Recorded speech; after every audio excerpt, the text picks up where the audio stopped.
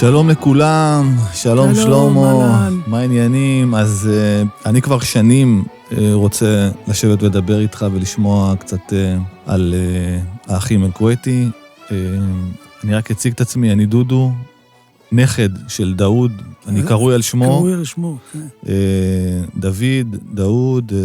שאמא שלך הייתה בהיריון, הוא נפטר. כן, ב-76 סבא שלי נפטר, אני נולדתי ב-77, אתה שלמה, בן של סלח, בעצם אתה דור שני, אני דור שלישי. כן. סלח ודאוד אל-כוויתי, מוזיקאים מאוד משפיעים, מאוד מוערכים בעולם הערבי, בעצם נולדו בכווית. עכשיו, אני אטעה המון, כי אני טועה בפרטים, אתה תתקן אותי אם אני טועה, אבל אני פה בשביל לשמוע ממך יותר ויותר, בשביל לדעת וללמוד על האחים אל-כוויתי, על המורשת שלהם, על השירים שלהם, על האהבות שלהם. אני אגיד שאני באופן אישי במשך המון שנים לא הייתי מחובר למוזיקה הזאת. אני מדבר עד שנת אולי 2004, שזה בדיוק 20 שנה מהיום. אני בכלל התחלתי עם שיר שאימא שלי הייתה שרה, שזה דווקא לא שיר שלהם, אבל הרומן שלי עם המוזיקה הערבית התחיל בזכות שיר בכלל עיראקי, ששר זמר אחר, נזים אל-רזאלי, שזה לא שיר שלהם, אבל הם נהגו לשיר אותו, ומשם איכשהו נפרצה האהבה שלי והרומן שלי עם המוזיקה הערבית. לאיזה שיר אתה מתכוון? אני מדבר על פוגל נחל, אנחנו יכולים לשמוע אותו ברקע. יש לי תיקון אליך לגבי פוגל נחל. אוקיי. פוגל נחל במקור הוא שיר סורי. באמת? כן, הוא שיר שהובא מסוריה. הביצוע שאנחנו מכירים, שגם אתה ביצעת אותו, זה הביצוע שהם עשו, האחים.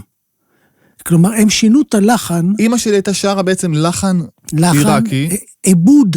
כן, עיבוד עיראקי. עיראקי, שנעשה על ידי סלח ודאוד, לשיר שהוא במקור סורי, כאשר אם אתה מתרגם אותו למילים בערבית, אין לו משמעות. כאילו, פוגל נחל זה עץ דקל. כן. אז אתה אומר לה, אתה שר מעל עץ הדקל. כן. אין לזה שום משמעות. נכון. המקור בסוריה זה היה פוג נחל, כלומר, למעלה יש לנו אל. וואו. אוקיי, זה לא ידעתי. זה המקור. כן, אבל הביצוע הכי ידוע והכי מוכר זה נזם אל-רזאלי. זה עיבוד שעשו האחים אל-כוויתי, שאחרי זה שר נזם אל-רזאלי וכולם. נזם אל-רזאלי קפץ למוזיקה העיראקית, כמעט כמה חודשים לפני שהם עלו לארץ, הוא לא היה קודם. אז כל הביצועים שנעשו אחרי שנות ה-50, כולל נאדם, זה העיבודים שעשו האחים אל-כוויתי. כן, כן. אז פוגל נחל, בעיבוד שאנחנו מכירים אותו, ששר נאדם אל-רזאלי ושרים כולם, זה למעשה עיבוד של שיר ישן של האחים אל-כוויתי, שהוא טעם למקם העיראקי. כן. זה מה שאנחנו שומעים עכשיו בעצם. כן, זה אנשים לא יודעים, את ההתאמה הזאת שנעשתה.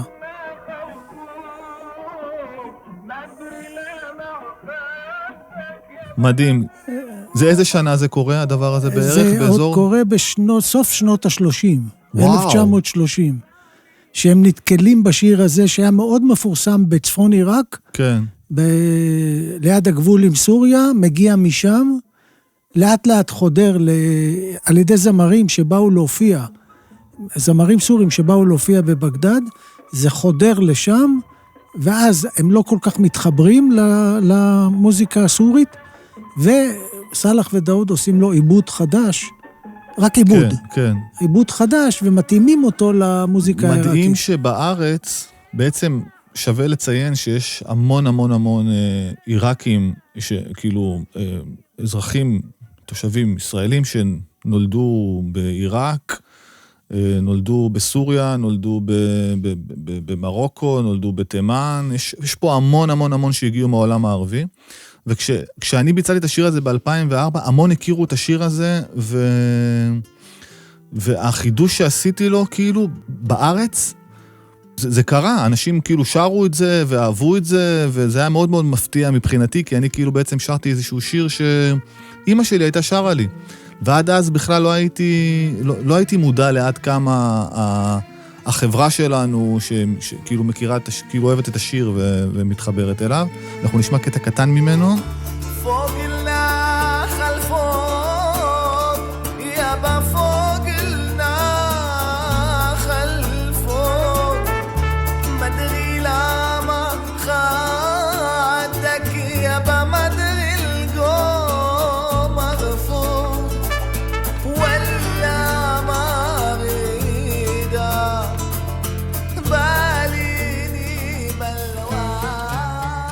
בעצם הם נולדו, כולם מכירים את האחים אל-קווייטי שהם מעיראק, ורוב הפועלם היה בעיראק, אבל הם נולדו בקווייט בכלל, נכון? נכון, אבל קודם אני אסביר לך למה כל היהודים שבאו ממדינות ערב הכירו את השיר כפוגל נחל. אוקיי.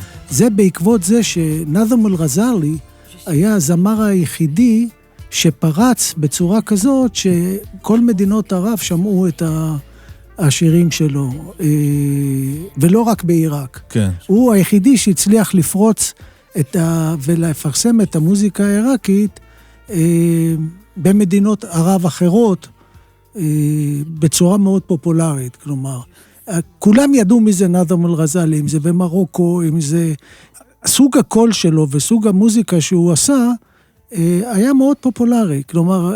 הוא הביא את מוזיקת הפופ בעצם? הוא הביא את המוזיקה העיראקית עם הקול המיוחד שלו, הוא הצליח לפרוץ את הגבולות של המוזיקה העיראקית, שהייתה שונה לגמרי מכל... הדברים שהיו לפני. מכל סוגי המוזיקה במדינות ערב. בעצם הוא הכוכב הראשון שהיה... הוא הכוכב הראשון שפרץ את הגבולות. אחרי זה באו הצעירים של היום, קאדם סער, אבל הם כבר יותר שרים משהו שהוא אוניברסלי. כבר לא משהו שמבוסס על המקם העיראקי. המקם העיראקי זה המקם היחידי. שאין לו שום דומה במדינות ערב, כלומר... זה מאופיין מאוד ספציפית. זה מדהים, כלומר, נגן עיראקי יכל לנגן מוזיקה מצרית, מוזיקה מרוקאית, לא הייתה לו שום בעיה, מוזיקה טורקית, מוזיקה פרסית. הפוך היה בעיה. הפוך יש בעיה. רק נגיד שמקם זה סוג של סולם מוזיקלי, נכון, שמיוחד לעולם הערבי. נכון, כן. אז הם נולדו, האחים אל-קווייטי נולדו בקווייט. נולדו בקווייט. אז משם גם השם הם נסתם אל-קווייטי. נכון, השם המקורי היה ארזוני, שזה בא מכפר ארז, שנמצא בגבול בצרה פרס. בזמנו לא היה... אז רגע, הם פרסים בכלל? שאני יודע מה השורשים שלי. כן, לא, הם עיראק. זה הולך ככה. אוקיי. אבא של הסבא שלי, שזה הסבא רבא שלך, הוא היה מוכתר של בסרה. ובשמן שלטון הטורקים, הם הגלו אותו לפרס. אוקיי. והוא הלך לכפר ארז, שם הוא הקים אפילו משפחה נוספת, וכשהוא חזר קראו לו ארזוני, כלומר הוא בא מהמקום. רוב הזה פעם היה מהמקום שהגעת ממנו. לא היו שמות משפחה. פעם היו קוראים לך דודו בן אבטליון. כן, גם טסה, אני נגיד טסה, אז אבא שלי הגיע מתימן מאזור של טווסה. נכון. זה אזור מסוים. נכון, כי לא היה שמות, היו קוראים בשם האבא. כן. דודו בן אבטליון, שלמה בן סלח. אבל גם מקומות. כשהתחילו להצמיד שמות משפחה עוד בזמן הטורקים, שהם אמרו אי אפשר דבר כזה, יש מלא שלמה בן סלח, אז מי אתה? כן. אז התחילו להצמיד שמות משפחה לפי מקצוע, ולפי מקומות מגורים. מדהים. זה היה היחידי. מדהים. ודרך אגב, גם במדינות אשכנז זה היה ככה. כן. אם וילנסקי הגיע מווילנה, אוקיי. כל מיני, התחילו להצמיד ליהודים שמות משפחה, בשביל לזהות ולהבדיל ביניהם לבין מישהו אחר באותו שם. אוקיי. ואז קראו, או לפי מקצוע, או לפי המקום שממנו הוא נולד. הבנתי. וככה זה התפזר לכל האורך. ואז כשהם הגיעו לקווייט, הם היו משפחת ארזוני, למרות שעדיין בקווייט קראו להם הילדים של עזרא. עדיין לא קראו להם בשמות המשפחה. כן. קראו להם אולד עזרא. הם הילדים של עזרא. שאתה שומע היום זמרים קווייטים ותיקים, שאומרים, מי הלחין לך את זה, מי הקליט לך את זה? אולד עזרא. ואז הם שואלים, סלח או דאוד? כלומר, זה ברור שאולד עזרא זה סלח ודאוד. נדגיש שסלח הוא הקודקוד, הוא המלחין, הוא כותב המילים. סבא, דאוד, כתב אולי ממש בקטנה, והלחין בקטנה, אבל הוא היה מבצע, היה שר, כן. והיה מנגן על אוד. סלח היה כנר מטורף, הם נולדו בעצם, אתה אומר, בכווית, ובגיל 13? הם התחילו להופיע בגיל 10. וואי. בגיל 10 הם כבר פרנסו את המשפחה שלהם. 2 בנים, 9 בנות. וואו. עכשיו תבין, מהסיפור הזה, כאשר האבא שלהם, לא עבד כמעט. אז שלחו אותם לעבוד. המזל שלהם היה שהם אהבו מוזיקה. עכשיו, מאוד חשוב לעשות את ההבחנה בין סלח ודאוד בקטע הזה. אי אפשר להפריד. כלומר, הידע במוזיקה של דאוד, הוא היה מפרה את סלח. כלומר, סלח היה... זה לא הפוך? לא סלח לימד את דאוד? לא, זה התחיל ככה. דבר ראשון, הם היו מאוד קשורים אחד בשני. למדו נגינה יחד, הכל יחד. בוא נגדיר ככה, סלח היה הראש, דאוד היה הצוואר. אי אפשר להפריד ביניהם.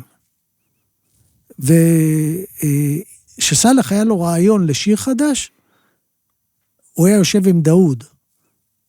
וכל אחד מוסיף משלו. זה לא היה חד ערכי, כלומר, סלח הלחין, דאוד ביצע. לא, זה היה ביחד. הרעיון היה של סלח, אם היו לפעמים מילים, אז מילים היו של סלח. היה את הכיוון הבסיסי, וליטשו, עשו ליטוש של הלחן ביחד. אי אפשר להמעיט בערך של דאוד, בקטע של מה הוא הוסיף לסלח, מה הוא נתן לו, מעבר לקטע הרגשי ביניהם, שהיה מטורף. היה קטע מוזיקלי, חיבור מוזיקלי. כשהם הקימו למשל בית ספר למוזיקה, שניהם הקימו אותו. אבל זה בעיראק, אתה פה מדבר. זה בעיראק כבר, כן. כן, אבל כשהם קיבלו את הכלי נגינה בכווית, הם קיבלו דוד שנסע להודו בכלל, נכון? נכון. דוד שנסע להודו והביא כינור והביא אוד. אח של אמא שלהם. הוא היה, הרי למה הם הלכו לכווית היהודים? בואו, שנייה. הם הלכו לכווית כי בכווית הייתה פרנסה של פנינים. הנשים בכווית היו צוללות, הבנות היו צוללות, שולות את הפנינים, היהודים היו קונים מהם את הפנינים, ומוכרים בהודו, אז הבריטים שלטו גם בהודו, והם היו סוחרים, מוכרים פנינים, מביאים תבלינים, תה, כל מיני דברים מהודו, והם מפיצים את זה בכל המדינות של המפרץ. ולמעשה הקהילה היהודית שהייתה בכווית, הייתה קהילה של אותה משפחה, בסביבות 50 בתי אב, אבל כולם היו קשורים אחד בשני. לא הייתה קהילה גדולה, כולם היו אותו משפחה. ושם הם התחילו, אז לא היה את העניין של יהודים ומוסלמים, כלומר, השייך של כווית לא הייתה מדינה אז. השייך של כווית הוא היה השליט, והוא שנתן את האישור ליהודים לגור שם, ולקבל זכויות שוות, ולחיות ממש בביטחה. כן. הדוד בעצם זה היה, הוא נוסע להודו עם פנינים, תכשיטים, מה שזה זה, הוא חוזר עם אוד וכינור. האבא שלהם, הסבא שלי, עזרא, היה נגן קנון. אוקיי. חובב. הוא היה אוהב לנגן בקנון. והם היו שומעים, בתור ילדים, היו יושבים לידו ושומעים מוזיקה. ומאוד מאוד התחברו לזה, ואז התחילו התקליטים להגיע לכווית, והם קנו תקליטים של כל מיני מוזיקות. וואו. מכווית, ממצרים, כמה שהיה, הם הביאו, ולמדו את כל סגנונות המוזיקה של המזרח התיכון. היה להם פטיפון שקראו לו אבו בורי, בורי זה צינור. כלומר, המחט הייתה במין צינור כזה, והיה קפיץ עם מנואלה, היו ממלאים אותו, שמים את התקליט. מה הם היו שומעים בתקופה הזאת?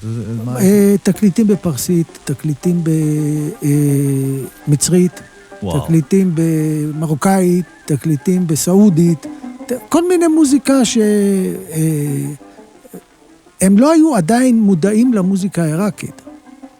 הם היו מאוד מאוד מחוברים למוזיקה הכוויתית, השורשית, ושם הם התחילו ליצור במוזיקה הכוויתית, זה בגיל נורא, הם היו שרים מין קאברים כאלה. עכשיו, אתה יודע מה הדבר הכי מטורף בכל הסיפור הזה? אני לא ידעתי את זה, כן? יצא לי אלבום בגיל 13, כן? בשנת 90, ואני בכלל לא ידעתי, רק לקח לי עוד פעם המון שנים להבין שסבא גם שר בגיל הזה, והקליט כבר בשיר הזה. בוודאי. ויוצא שכאילו פחות או יותר באותו גיל, אנחנו התחלנו לשיר. נכון. אין לי אני קרוי על שמו, ולפעמים זה כל כך מטריף אותי, הקרמה. הדמיון כאילו בתהליך של הדבר. נכון. אז יש איזה קטע שקוראים לו מלכה אלררם, נכון, מלכה אלררם, ששמעתי אותו, פשוט הייתי בשוק, כי גם הקול שלנו, יחסית, כשאני זוכר את עצמי, די דומה. כן. והוא השתנה לגמרי אחר כך, אם שמת לב שהוא התבגר. גם שלי, זה גיל של ילד בגיל... בדיוק. נשמע את זה רגע? כן. שזה שיר קווייטי בעצם. זה מוזיקה קווייטית במקור.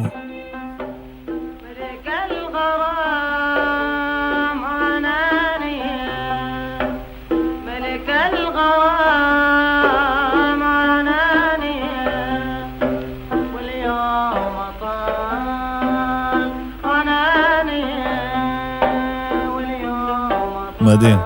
זה מדהים, כי זה קצב קווייטי. כן, זה קצב קווייטי, וזה גם כל כך תמים ויפה, והם כבר מתפרנסים, וכאילו... כן, הם מתחילים להופיע אצל השייכים. ומביאים כסף הביתה. מביאים כסף הביתה. באים, שני הילדים האלה מתחילים להופיע מגיל 10. צריך לדבר עם הילדים שלי, זה נראה לי, צריך לשלוח אותם. כן, גם שלי.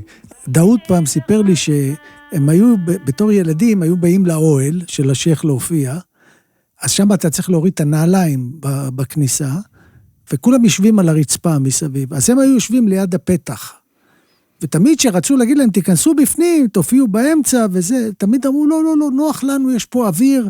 למעשה הסיבה הייתה, שאחרי רבע שעה, 20 דקות, הם היו משתכרים ומתחילים ללכת מכות. ואז היה להם הם היו ליד הפתח, ושיקח את הנעליים ולברוח. זו הייתה הסיבה שהם ישבו ליד הפתח ושערו. מעולה, זה נמשך ככה גם לדעתי, גם בארץ, כן, היו מקרים גם בארץ, כן. משום מה, כאילו, איכשהו בחפלות האלה, זה היה מגיע עם הרבה אלכוהול, ובסופו של דבר גם לפעמים האלכוהול היה דרך לפרוק. להכניס אותך לכאב. כי המוזיקה העיראקית, בניגוד לכל המוזיקות, וגם הקווייטית, יש בה המון המון המון כאב. אתה יודע שעיראק הם שיעים, רובם. והשיעים האמינו בעלי ובחוסיין, שהם כאילו הממשיכים של מוחמד. אז כשאבא שלי נפגש פעם ראשונה עם עבדולוהב, ועשו את החיבור והתחילו להשמיע מוזיקה, ועבדולוהב שמע את כל הבכי העיראקי. אז הוא אמר לו, אני לא מבין, מה עשו לכם חסן ועלי, כן. חוסיין ועלי, שכל כך כואב לכם, שאתם כל הזמן בוכים. כי פעם אמרתי לך, העיראק אם הוא לא בוכה, הוא לא שמח. אשכרה, הוא צריך להיות, בשביל להיות שמח, הוא חייב לפקוד קודם. ואז מתחיל החפלה והבלגן. העניין הוא של השתייה, היא גם נותנת לך אפשרות לשקוע בכאב של הזמר. כן. כן? למרות שהאלכוהול היה אסור. לפי הדת המוסלמים. בטח. גם היום לדעתי. גם היום אסור, אבל הם כולם שותים. כן. והם היו שותים בשביל לשקוע בעצב, ובאיזשהו שלב אתה חייב להוציא אותם מהעצב. ואז בא הקטע השמח, אותה פסטה, שהאחים סלח ודאוד התמחו בלחן שלהם. הם למעשה, רוב הלחנים שלהם זה פסטות. זה אותם קטעים שמחים, בסוף השיר, בסוף המקר. כן. הם לא כתבו מה שנקרא עטאבות, שהזמר בוכה ובוכה. זה מתחיל ככה הדברים. כל שיר כזה הוא מתחיל. עטאבה וגומר בפסטה. כלומר, אני יכניס אותך לעצב, אבל אני גם מוציא אותך משם. וזה היה נכון, כי... היה הסכם, אתה אומר. זה היה הסכם. אני מכניס אותך עכשיו לאזור של דיכאון, אבל בסופו של דבר אתה תצא מפה. אני מכניס אותך למושג שנקרא טרב. הטרב זה מין משהו היפנוטי. משהו שאני מתחיל להיכנס, בשביל זה השירים הם 20 דקות דרך אגב. כן, טוב, זה מטורף. אף פעם לא הבנת למה זה 20 דקות, אני זוכר את הוויכוח בינינו. העניין הוא שזה 20 דקות, כי אני צריך לפחות 10 דקות להכניס אותך למצב רוח הזה. כן. אתה מתחיל להיכנס לזה, ואז באיזשהו שלב המוזיקה היא כבר זורמת לך בדם. כלומר, אתה כבר לא בהכרה מה קורה בחוץ. אתה מחובר רק למוזיקה. עכשיו, אתה נכנס לזה, ואז כל ניואנס קטן, כל שירה קטנה של הזמר, אתה מרגיש אותה מבפנים. כן. אתה לא שומע אותה, אתה חש אותה בלב. אני זוכר שבשנת 2004 לדעתי זה היה, אני הסגרתי בדרום תל אביב, שלחת לי מלא שירים. כן. ואחד מהם היה שיר שממנו התחלתי את את הרומן שלי עם המוזיקה הזאת בכלל, עם הקווייטים, הקשבתי לדברים, ושום דבר לא נכנס לי בצורה חלקה, כי אני גדלתי עם מוזיקה מערבית, רוק, והיה לי מאוד מאוד קשה להתחבר לזה, וגם נגיד השיר הראשון שעבדתי עליו שלהם, זה היה עם אומן מאוד מפורסם פה בארץ, ברי סחרוב, ישבנו והקשבנו בבית לדברים, ושמעתי את לטריב אני וטרוך, גם הוא היה קטע של 20 דקות, אבל הייתי צריך לשלוף, היה פתאום איזה רגע, שאמרתי, אוקיי, את זה אני מצליח איכשהו גם להבין ברמה השכלית, וגם ברמה הרגשית אני מתחבר לזה. את זה אפשר לקחת ולעשות אותו יותר גרובי, יותר מגניב, יותר כאילו לקחת אותו לאיזה אזורים שקהל מערבי יוכל להתחבר אליו. החלק ששמעתי, אנחנו נשמע אותו רגע.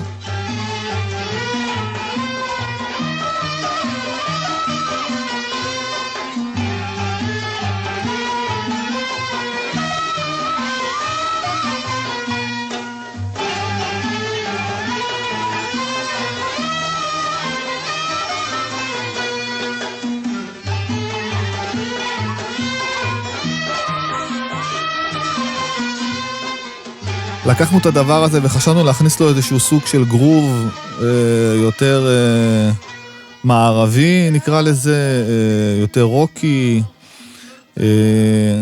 גיטרה חשמלית, בס. נשמע רגע את הביצוע שלנו לדבר הזה מ-2004, זו הפעם הראשונה בעצם שאני מתחיל להתעסק בחומרים של הקווייטים.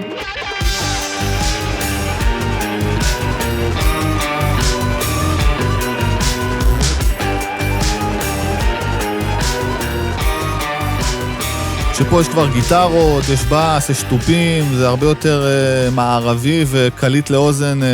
לי הייתה באיזשהו אופן פנטזיה להביא את הדבר הזה לחבר'ה הצעירים. בכלל, אם זה בארץ, אם זה בכל העולם, וידעתי שהסיכוי היחידי שהדבר הזה יוכל להגיע לאוזן מערבית, זה באמת לתת לזה את העטיפה, גם המוזיקלית וגם העטיפה הפיזית של הדבר, שיהיה כאילו מגניב. בשביל לנסות להנגיש את המוזיקה הזאת, גם לעצמי, בשביל להבין אותה ובשביל לחקור אותה. ב-2004 בעצם זו הייתה התחלה, ועד היום יש דברים שאני לא מבין מבחינת המוזיקליות של הדבר, העומק של הדבר. לא נדבר על טקסט ועל מילים ועל שפה שאני לוקה בחסר, אני מדבר ברמה המוזיקלית כמוזיקאי, יש דברים מדהימים ומטורפים. הם כתבו והלחינו להמון אנשים. באיזה שנה הם בעצם עוברים מכווית לעיראק? הם עוברים משנת 27, 28, תחילת 28, הם עוברים לבסרה. בסרה קודם. כן. כשהם בני כמה בערך? בני 16, 17. וואלה, אוקיי. ושם מגלה אותם איזה בעל בית קפה, ואז כשמגיע הזמר המקם, המפורסם גובנצ'י, הוא היה בא כל פעם לחודש שלם להופיע בבצרה, אומר לו הבעל הבית קפה, ששם הוא היה מופיע, כי כל ההופעות של המקם היו בבתי קפה. אז הוא אומר לו, אל תביא איתך נגן אוד, ואל תביא איתך כנר, לא. כי יש פה שניים שהם מדהימים. עכשיו, הם למדו את המקם העיראקי ממישהו כבר בבצרה. קלטו את זה בשנייה, וכבר התחילו ללוות את גובנצ'י, שהיה הזמר אז של המקאמים, התחילו ללוות אותו כבר בהופעות שלו. הם היו בבסרה, משם הם עברו גובנצ'י זה הכוכב כאילו? הכוכב של המקאם, עד היום. של המקאם, אוקיי, עד היום. עד היום הוא נחשב כאחד המייסדים, והכוכב הבלתי מעורר של זמרי המקאם. האבא של כולם, מה שנקרא. הם ליוו אותו, אחר כך כשהוא עבר לבגדד, הוא ביקש מהם להגיע איתו ביחד לבגדד, קודם הם עברו יחד איתו למוסול, ואחר כך לעמרה, ומשם הגיעו לבגדד ביחד. משפחה, מה? ההורים, האחים, האחיות? כולם, לא. האחיות לא. בהתחלה הם נשארו בכווית, עד שהם הגיעו לבסרה, שהגיעו לבגדד, שאר המשפחה התפזרה אליהם, כאשר היה פיצול. המשפחה הגרעינית, כלומר, ההרים, האחיות וזה, הגיעו ישירות לבגדד. שאר המשפחה שהיו בכווית, חזרו לבצרה. כן. כלומר, יש את אל-כוויתי, שאנחנו מבגדד, כן. ויש את קיוויתי, שהם הלכו לבסרה. אוקיי. כלומר, גם השדרן ניסים קיוויתי וכל, זה, כל אנחנו אותה משפחה, כן. שכולם היו בכווית, הם חזרו לבסרה. אוקיי. ומבסרה הם עלו לישראל. אנחנו, המשפחה שלנו, בגלל העיסוק של האחים במוזיקה, נסעו לבגדד, כי בגדד הייתה... עיר יותר גדולה. עיר גדולה, יותר... והייתה גם... מכילה. מרכז של מוזיקה. תרבות, כן. מרכז תרבותי אוניברסלי. איפה בבגדד הם...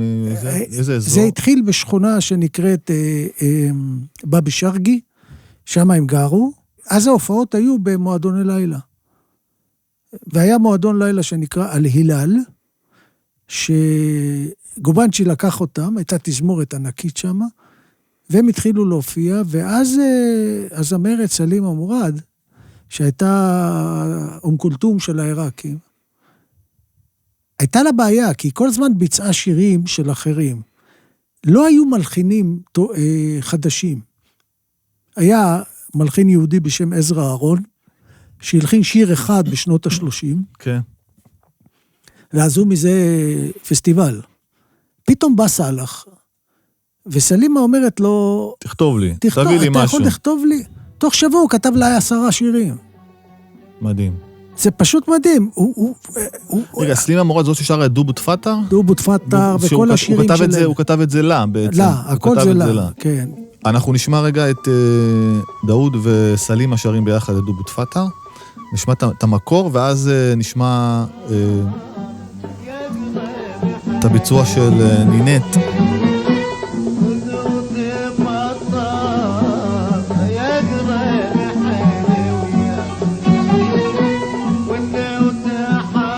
זה דאוד. זה דאוד, כן.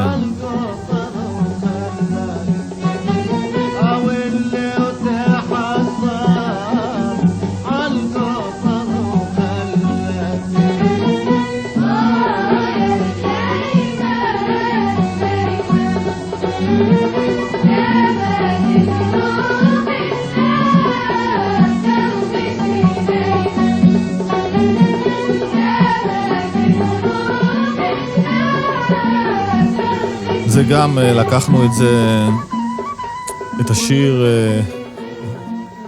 היה, זה מי שמנגן פה חליל, זה אלברט אליאס, ישר שומעים אותו, שבכלל התזמורת שם,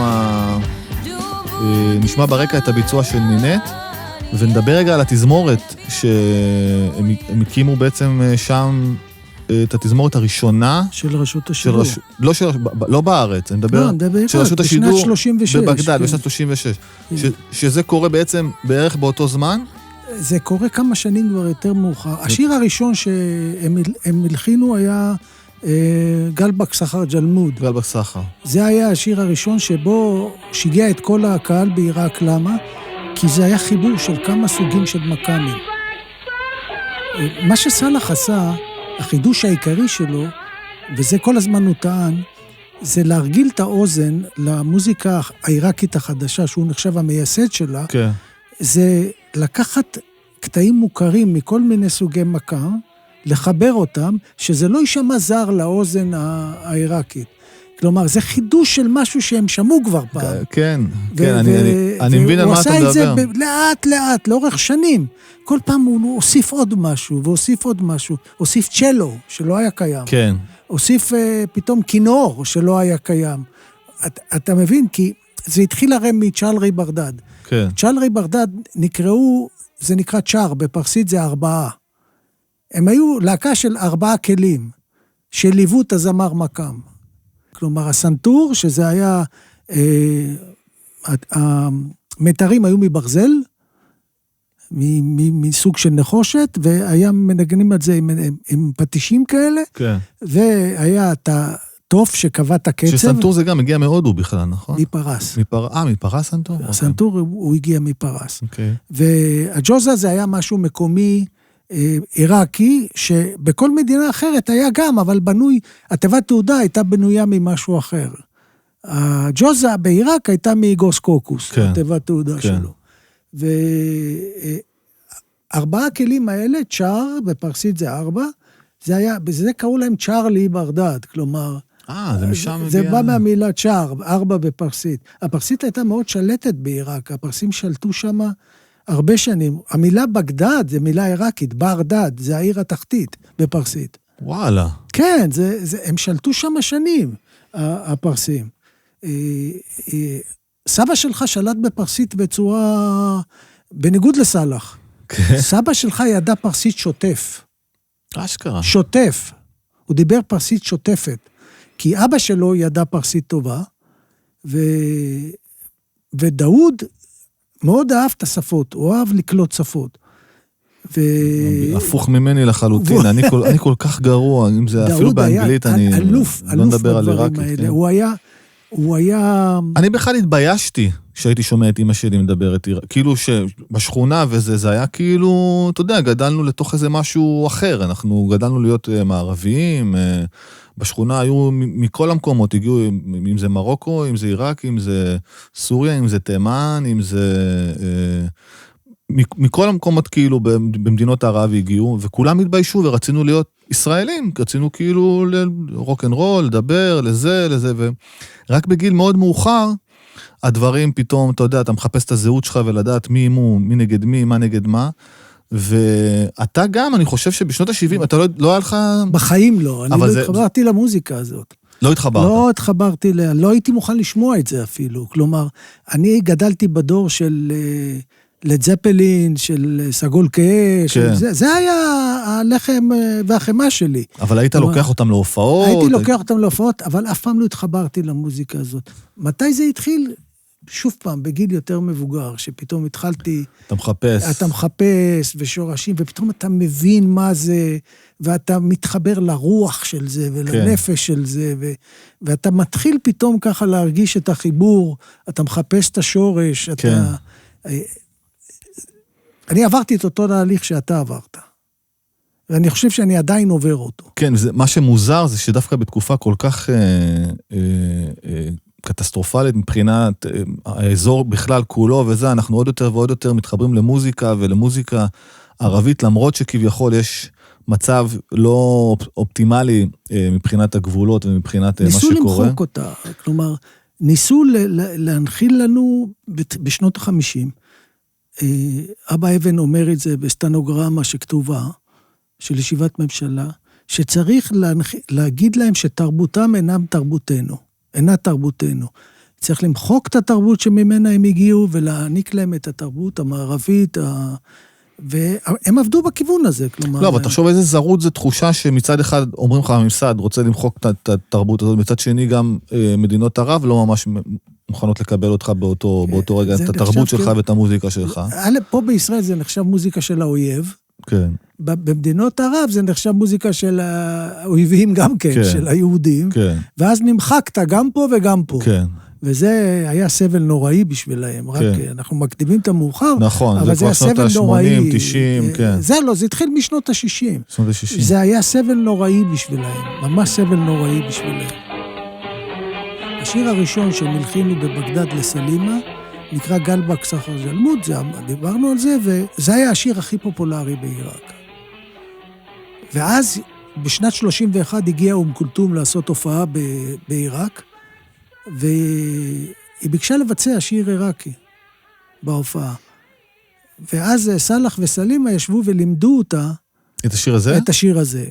עכשיו, סלח הרגיש שהיא מתקשה, א', להגיד את השפה העיראקית, כי זה לא מתאים לשפה המצרית, וב', היא מתקשה להתחבר לקצב. ואז הוא אמר לה, הוא נתן לה אוד, והיא הייתה מנגנת באוד. הוא אמר לה, תנגני כשאת שרה את השיר הזה. ביחד. ביחד. והיא התחילה לנגן באוד. היא הייתה מנגנת אוד. כן, היא הייתה מנגנת אוד. היא התחילה לנגן עם האוד. עכשיו, זה מדהים, כי כולתום אף פעם לא שרה שירים שלא נכתבו במיוחד בשבילה. אין דבר כזה אצלה. כן. לשיר שיר של אחרים. זה בעצם קאבר, סוג של קאבר שהיא עושה למשהו שכבר קיים. כן, אין, אצל כולתום זה לא היה קיים. כלומר, היא שרה שירים רק שאנשים כתבו לה, ורק מצרים. והשיר היחידי שהיא שרה אחר כך במצרים, והקליטה אותו על תקליט, זה היה גלבק סחר ג'למוד של סלח אל-קווייטי. מטורף. זה שיר היחיד, עכשיו בהתחלה כשהתחילו לפרסם את זה באינטרנט, אז אנשים לא האמינו. אמרו, מה, הנה, זה עוד המצאה של היהודים. ואז מישהו העלה את זה לאיזה פורום, כן. את הביצוע של כולתום, כן. זה מישהו מירדן, שהוא היחידי שיש לו את התקליט הזה. טורף. כשהם שמעו את זה, הם היו בהלם. כי כולתום נחשבת האימא של מצרים, מעבר שהיא כוכב המזרח בכל מדינות ערב. היא נחשבה האימא של מצרים, כי היא לא שרה שירים אם הם לא מצרים. אתה מבין? והיא מאוד הקפידה על זה. והנה, הופ, לקחה שיר עיראקי, ושרה אותו. אותו דבר עבדולוהב.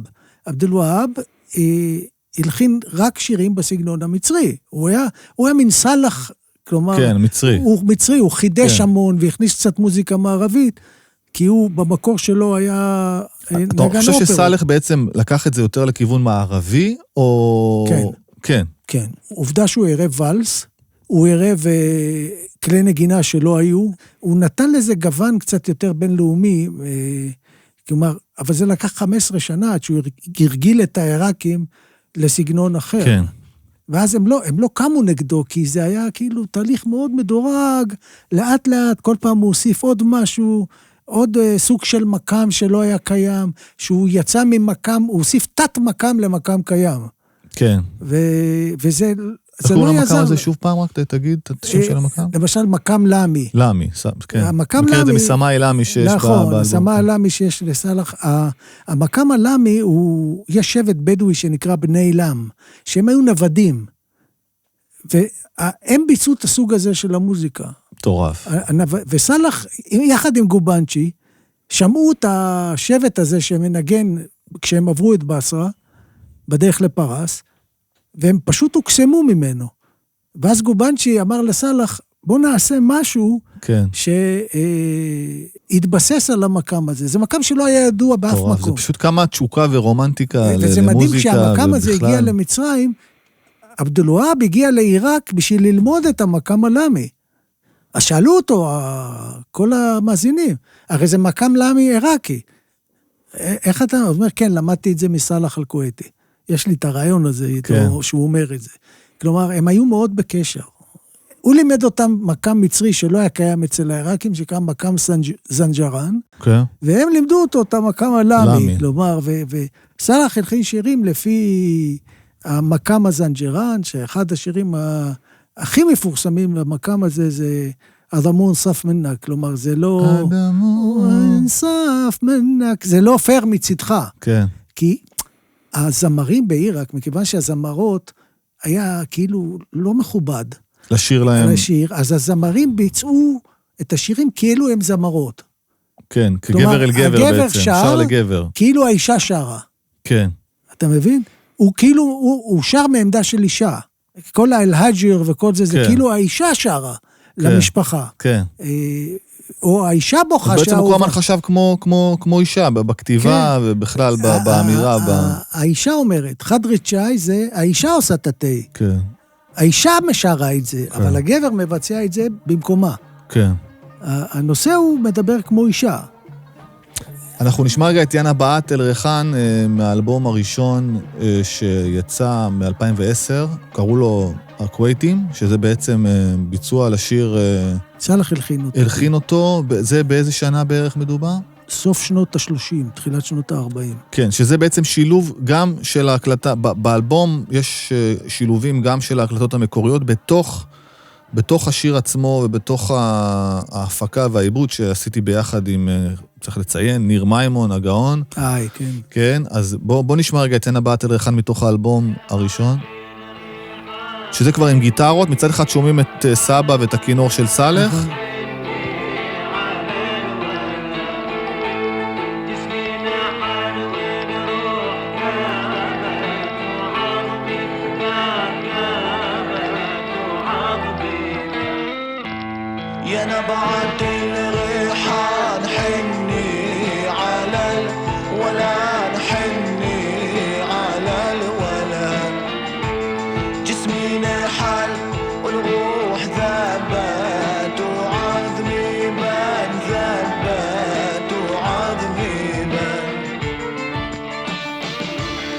זה הכינור של סלח כמובן. בכלל, אני חושב שהאהבה שלהם למקום שהם גדלו בו ושהם יצרו בו ועשו בו הייתה מאוד מאוד גדולה. נכון. גם הם יצאו מעיראק, אבל עיראק לא יצא מהם. כל החיים שלהם פה בישראל, הם חיו בישראל, אבל הראש היה שם. הראש היה שם. נגיד, על השואטי זה שיר אהבה בעצם, למקום. כן. שוב פעם, זה ינבט אל ריחן, ריחן זה בזיליקום. כן. שהוא צומח מאוד גבוה. כן. אז זה האישה שר על הגבר, שהוא יפה כמו הצמיחה של הבזיליקום. אתה שר דרך דימוי. כן. שזה למקום בעצם, כי... בעיראק היה מאוד מאוד, מאוד מאוד מפורסם לעשות, מה שאנחנו קוראים היום סטנדאפ. כן. בעיראק זה היה קיים. היה דבר כזה? היה סטנדאפ, אבל דרך שירה. כלומר, הסטנדאפיסט ביצע שירים. עכשיו, דרך השירים הוא תקף את השלטון, אבל הכל ברמזים, הכל בדימויים, אני לא אמרתי כלום נגדכם, רק אמרתי שהספר הזה והזה הוא כתוב ככה וככה. אבל הם לא היו כותבים ושרים ברמה פוליטית, נגיד סלח לא היה מתעסק, הרי הרוב זה היה אהבה, היה געגוע, אבל לא היה גם מלחין דברים כאלה די מחובר ליהדות, הלחנים של פיוטים, כן. לחנים של דברים כאלה שהוא היה אוצר של פיוטים. כן. שהוא ידע את כל הפיוטים בעל פה, למרות שהוא לא היה דתי, הם לא היו דתיים. כן. אבל הם ידעו את כל הפיוטים. אבל אני כן רוצה להתעכב שנייה על השואטי, כן. כי זה שיר שיש לי חברים מעיראק, מבגדד, שממש מכירים, אוהבים, והרבה פעמים מעלים אפילו סרטונים ברשתות, שנמצאים על גדות החידקל. גדות החידקל, וזה ממש שיר אהבה למקום, הדימוי של החידקל, כן. והדימוי של ללכת לשפת החידקל, כן. זה דימוי של אהבה, של... כן. מי שרה פה בעצם עכשיו, מה שנשמע, כי אני אף פעם לא הבנתי, שרה, יש לה קול כזה. אחת זה הייתה סלימה, כן. ואחת זקיה ג'ורג'. זקיה ג'ורג'. שהיא הייתה בת הזוג של סלאח. לפני שהוא התחתן. הם התחתנו בגיל 40. האמא שלהם לא נתנה להם להתחתן. בגלל שבעיראק יש לך 9 אחיות. כן. בעיראק, כשהבת מתחתנת, ההורים של הבת צריכים לתת לגבר כסף.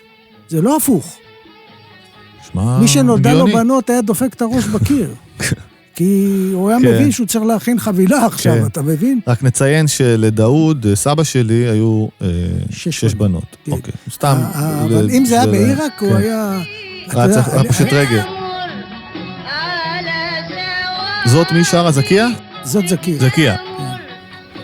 יא מונייתי. שהיא הייתה בת זוג של סלאח? כן. והיא הייתה מפורסמת ממש, מוכרת? לא, היא באה לעיראק, היא הייתה מוסלמית. היא הייתה סורית, מחלב. היא מחלב, מסוריה בעצם? כן, היא באה לעיראק לעבוד בתור רקדנית.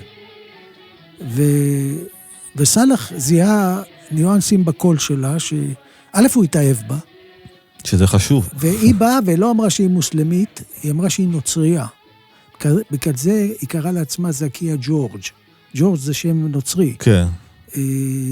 וסלאח התאהב בה, ולמעשה הוא הפך אותה להיות זמרת.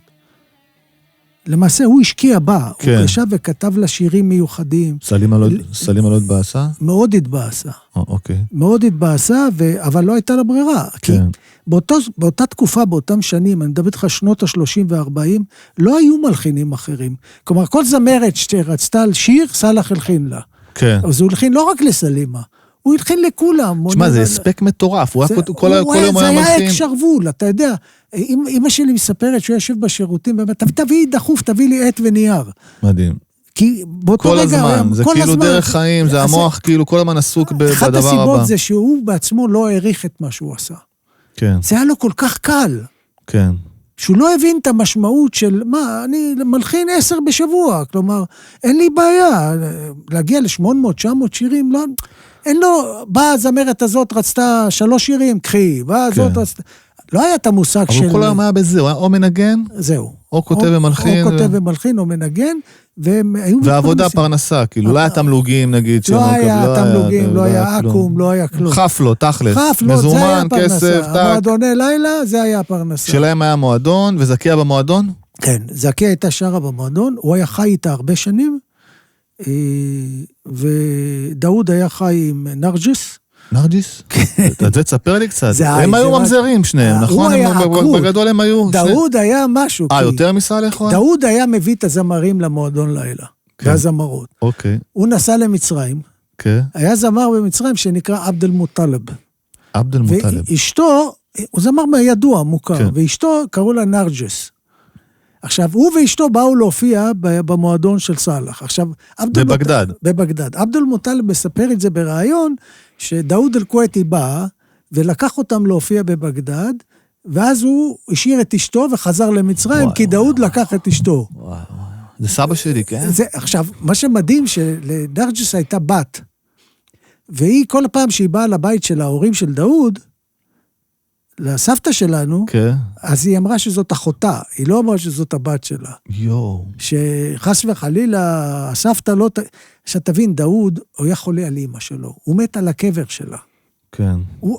הקשר שלו עם אמא שלו היה קשר שאני לא יכול לתאר לך אותו. כן, הסיפור שהוא נפטר על הקבר שלה, הוא סיפור מטורף, כאילו, זה בכלל... ואבא שלי ידע את זה. הוא קיבל התקף לב? מה, אירוע? כן. אבא שלי ידע את זה. הוא ידע ואמר להם אז בזמנו, אל תיתנו לו לצאת. הוא עבד עליהם, הוא יצא ב5:00. כן.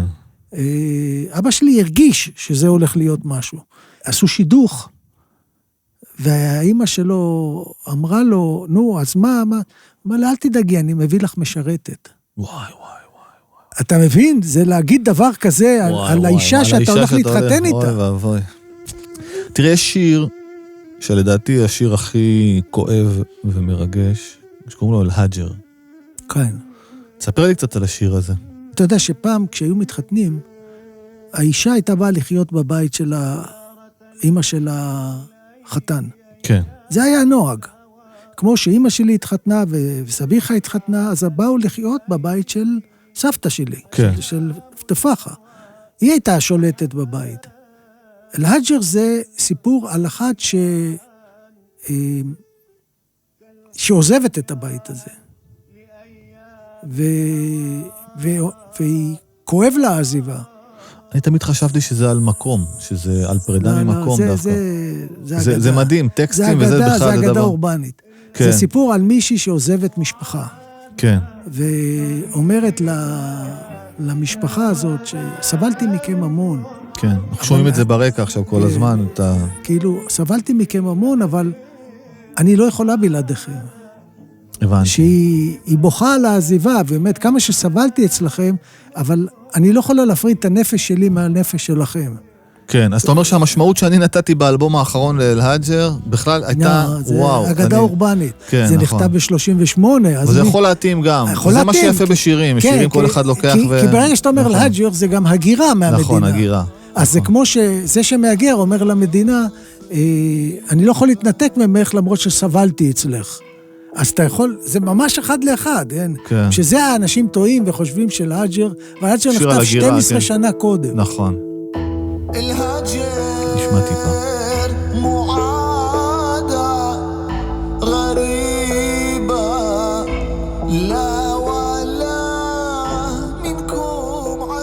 תגיד, רציתי לשאול אותך על רוחית ליפת. רוחית ליפת זה שיר שנכתב בישראל? לא, שיר שנכתב בבגדד, וזה שיר שמתאר חיים של אומן שמופיע בלילה. זה על... ונפשו כבר, רוחית ליפת, זה הנפש שלי התעייפה כבר. כן. מועדונים, נשים. אבל הוא לא אומר את זה, הוא אומר כאילו, הנפש שלי התעייפה מהצהרות שאתה עושה לי. מי היה יותר בלגניסט, סלח או דאוד? דאוד. כן? כן, דאוד היה... הוא היה קומדיאנט, כלומר, הוא לא היה... אז זהו, אמא שלי מספרת שהוא עושה מלא שטויות, מלא כאילו... זה היה מדהים. מה שהוא עשה בבגדד זה... אז רוחית ליפת זה עייפות החומר, זה די, כבר אין לי כאילו כמה לנגן, כמה לזה... זה כאילו... נשמע את זה? התעייפתי. כן. התעייפתי גם מהלילות, מן הסהר. סהר זה עבודה בלילה, שאני לא ישן. כן. זאת? מי? זאת סלימה. סלימה?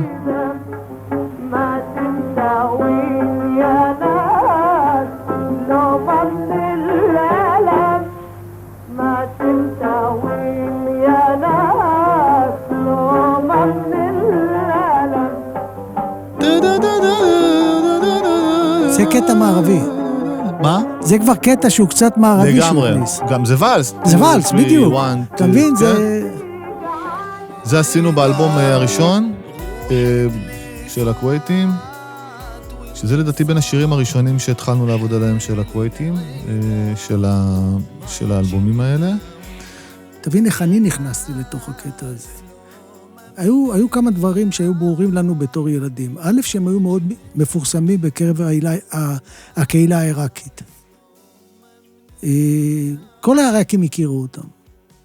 אם היית צריך משהו במס הכנסה, היית אומר, אני הבן של הכווייתי, חגיגה.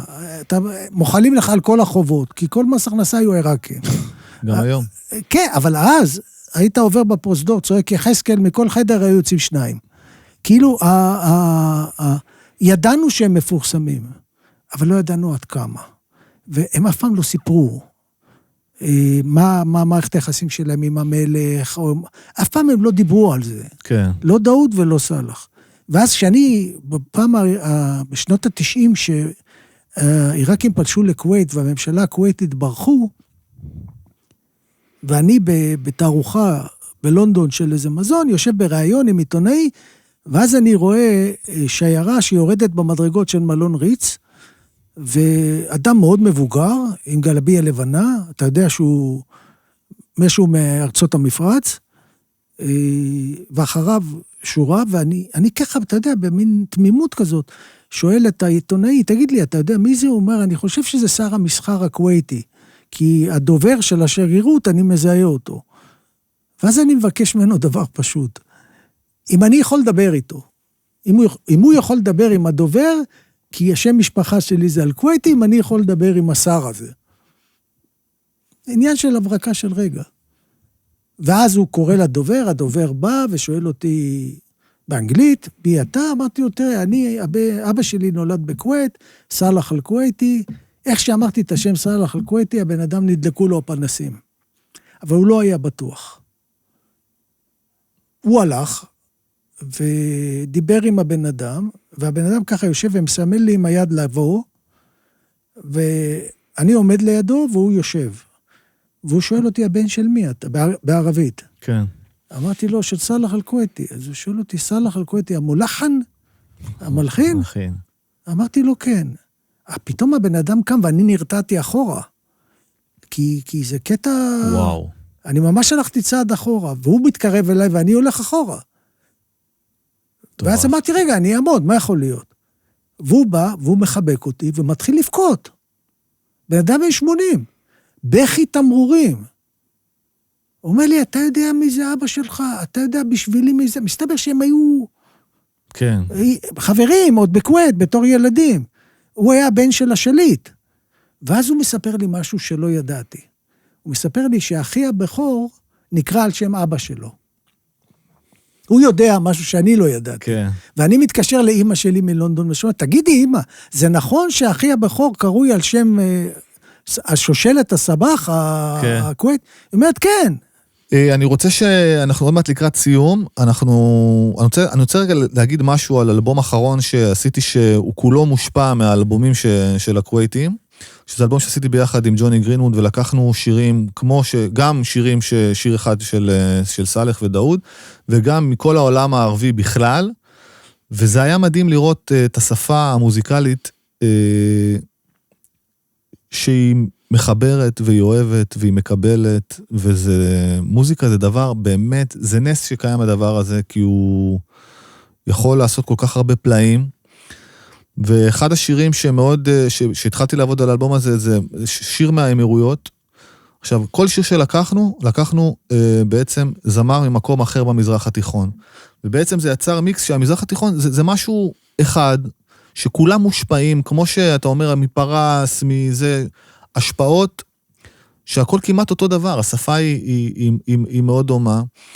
ואחד השירים, זה השופק שי, שזה שיר אמרתי, ששר זמר מביירות, עד כמה שזה מפליא ואבסורדי, זמר מלבנון, וזה היה כיף לשתף פעולה עם האומנים האלה, ולעשות את המוזיקה הזאת עם מוזיקאי, שאני באופן אישי מעריץ, כל דבר שהוא עושה אני מסתכל בפליאה, ג'וני גרינווד, וכל זה התחיל... מרדיוהד, כן, וכל זה מתחיל בעצם מ-2004, מזה שאני פוגש אותך, ואתה שולח לי חומרים של שירים בערבית, שעד אז בכלל אני מנותק, ואני כמעט ולא מוכן לקבל את זה.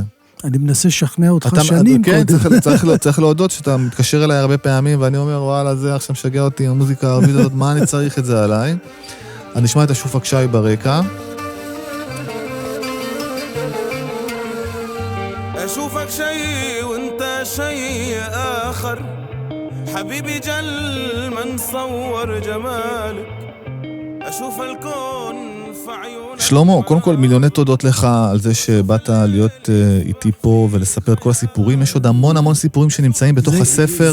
זה קצת, נכון, אני יודע. אני רוצה לסיים דווקא עם שיר שאימא שלי שרה באלבום, האלבום הראשון, את אישרב קאסק. אוי, זה שיר שמח. זה שיר שמח, למרות שאני אז לא הבנתי כל כך את המילים, ועשיתי אותו קצת דארקי, אבל עדיין אני חושב שהוא עובר שם בצורה מאוד יחסית אופטימית, תשתה את התה שלך, תהנה. לא את משקיע חריף.